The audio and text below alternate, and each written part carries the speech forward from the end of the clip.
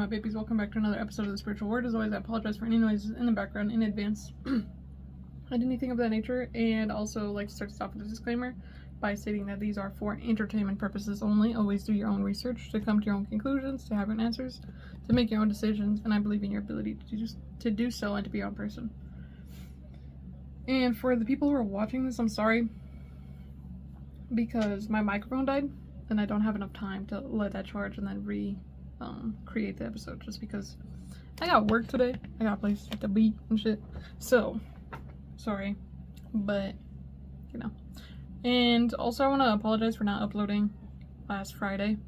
I would say that, you know, I had shit to do, but genuinely, I was just being lazy, and I did not want to wake up really, really early just to do the episode, just because I was already waking up earlier than I normally would have, and I work nights, and I work Fridays until 4 in the morning, so I was like, I really don't want to wake up early, because I know I'm going to be tired when I go to work, so I was like, you know, I'm just not going to upload. So I do apologize for that. I will be trying harder, and I will be doing better, aka why you're seeing this. So, also just sorry for that. But today's episode, I want to talk about astral projection and what I've been up to the past 2 months for you guys, and basically just kind of catch you up on what's been going on. So in May, I started a new job where I was working nights, where I am working nights. I still work there, and I'm working nights, and so I go to sleep, like I get home at 4:35 sometimes, or earlier, and I go to sleep. And then I wake up, and depending on whether or not my friend's home, we stream on Twitch. And so after we finish streaming, I usually just go to work, because this person gets off really early, so I just get off like maybe 2 hours before they're getting off. And that's normally how my days go. So I've been doing that a lot recently, and then most recently I haven't been streaming because I'll go out. And so I can't say that, you know, I have had obligations and shit like that, that life is, you know, a lot is happening in my life, but I've been trying to redirect my energy in different ways, just because I feel like it's good for me to try to do different things. So that's why I haven't been uploading. But in the past 2 weeks, or sorry, not past 2 weeks, the past 2 months of me doing that, I've been trying to astral project, to teach you guys how to astral project. And so last night was one of the most successful attempts that I've ever made, and I can't even say attempts because it was a success. And I was astral projecting for hours. Like, I'd wake up, go back into the astral realm, and then my alarm would go off, wake up, go back into the astral projection. And so I want to talk about my most successful attempt and the most recent one. So I was astral projecting for a good like 5 hours, like 5 freaking hours straight. So the last one, the very last astral projection, I was in this room where there was like a bunch of different like rooms, but it was all very open, and the only thing that was separating itself from the other ones was like walls on this side. It's almost like a mall where every room is separate, but you can see into every room, and they're not really separate. The only thing that's separating them is the walls in between each other. But it wasn't like wall right here and then another like place to go into right here. It was more of like a wall right here, 2 walls right here, the place itself, and then you go across and there's another room over there. It was like a warehouse, where like if you've ever gone to like Comic-Con or any type of con, any type of convention, it's kind of like that, where it's a very open atmosphere, but there's booths for every room or every type of genre or movie or whatever, you know? And so that was the best way that I could describe the building. There was a room over here, but it was an actual room, not like a booth. A room right here, and then you go across, and you know, there's different rooms everywhere, but they're not very condensed. Like, there's a room over here, the space, room over here.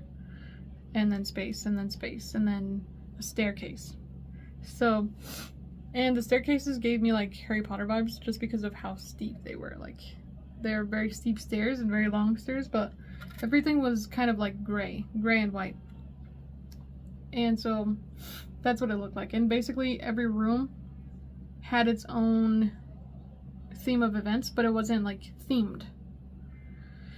And the only reason I knew that was because I went up to one of the NPCs in the dream and I was like, what is this room for? What are you doing here? What is this? What are you, like, what's your purpose sitting here? And what's your name? And the character told me that their name was Amy. Or it was like, it was Amy, it was something with an A and something with a Y, something like Amy.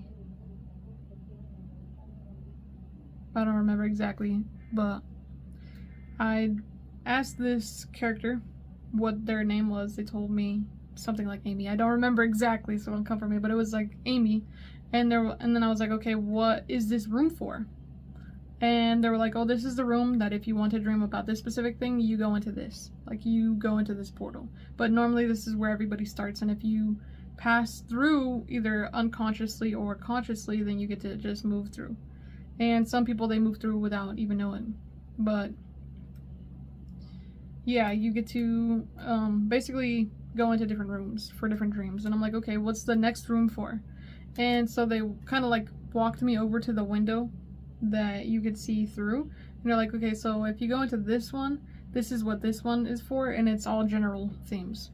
Like if you want to go into like a gambling type of room, or a very, like, categories of things that make sense, but they also kind of don't make sense. Like, that was the room for if you wanted to do drugs, or if you wanted to drink in your dreams, or if you wanted to party in your dreams, you go into that dream, or that room. And I was like, oh, that's so interesting that that's, like, the thing that you pointed out to me. And then they pointed to another room, and they're like, that's the room where you do this, and you do this. And they were all different themes, but like general themes. Like substances were dedicated to that room, and then the other room was dedicated to other things. And I wasn't really aware of how many rooms there were, but there was a lot of rooms. And so I was like, okay, what if I go up these staircases? Like, what's that? And they're like, oh, that's the room for, like, if you want to go to the angelic realm. Usually, you know, you have dreams that are like angelic. And I'm like, okay, that sounds really interesting. So I go up these stairs, and I run into somebody that I know. And I try to go up to this person, and I'm like, I know you. Do you remember who I am? And I try to be silly and, like, poke them. And it's almost like they were like a zombie, and they weren't there. And so I was like, oh, okay, I guess this person's not awake in their dream, or, like, you know, I can't make them awake.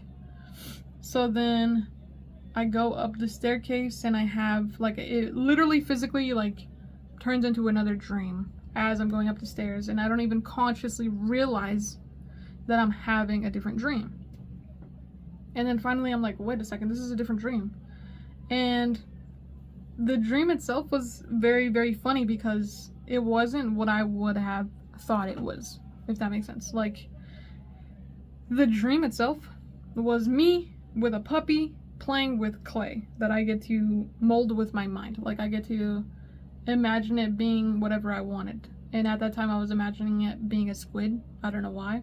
And then I was next to this car, and I was really tiny, so I was just sitting by the wheel of this car, and I pretended that this octopus was just going through, like, I don't know if you know, but octopus can literally, if whatever they can fit their beak in, they can just go through because they don't have bones. At least I don't think they have bones. I don't remember what the thing is, but they can fit into really small places. So I was just making that happen over and over. And then I was like, I'm in a dream, because why am I doing this?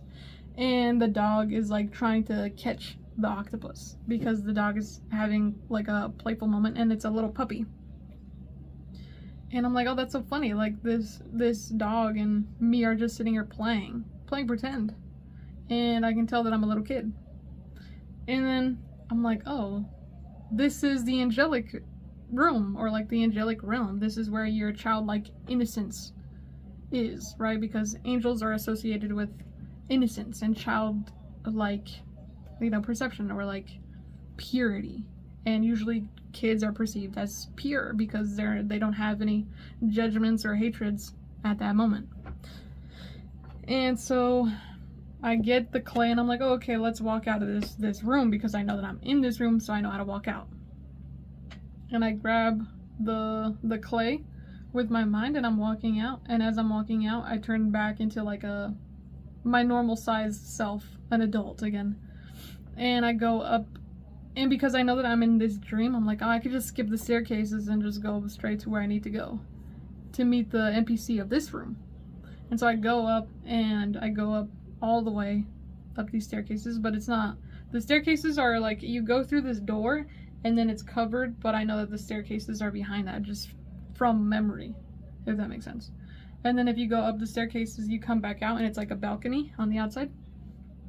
But on the balcony, there's like a box right here and then another box on top of this box. And I'm like, oh, I could just skip and just go from this box.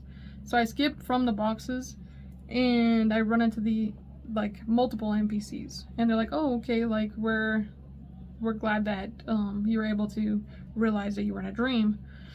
And then they were talking to me and they're like, oh, well, right now I'm about to do an end of the world scenario for everybody that's dreaming right now. So, is that a good idea? Like, they're like, oh, do you think that I should do one right now? And I'm like, why?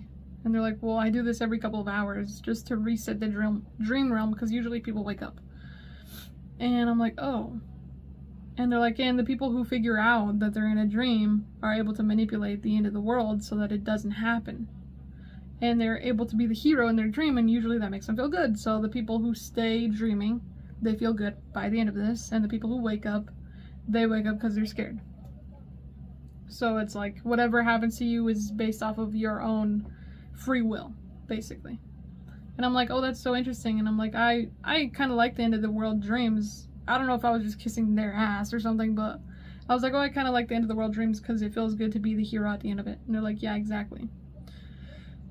And then I'm like, oh, okay, cool. Well, I just came to give you guys back your things because, I know that this is a dream. So, like, I brought this stuff back, the innocence of this stuff back. And I think I'm going to get up now. And they're like, oh, okay, well, it was nice to see you and this and that. It was basically like I was catching up with adults that were older than me. And I'm like, this feels so weird. And those NPCs were angels. So I was like, this is so weird. And then I wake up finally and I'm like, what the fuck? Like, was that like a realm in the astral realm? Or is that like realms in my brain? And like things that I was making happen. And overall, that was a really, really fucking interesting ass dream. Like, that shit was fucking interesting. But I'm gonna end this here just because I feel like that's what I wanted to share with you guys. I wanted to share my experience astral projecting, like actually astral projecting or being lucid in my dreams, and what that looked like for me, what it felt like for me. And I will get more into how you can do it if you want to do it.